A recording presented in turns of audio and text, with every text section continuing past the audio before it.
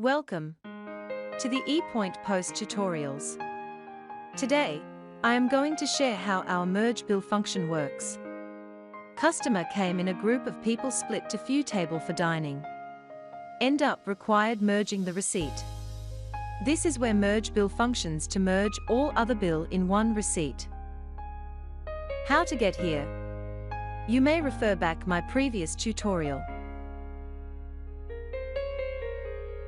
Customer seated at table 1 requests to combine both table 3 and table 6 into his bill.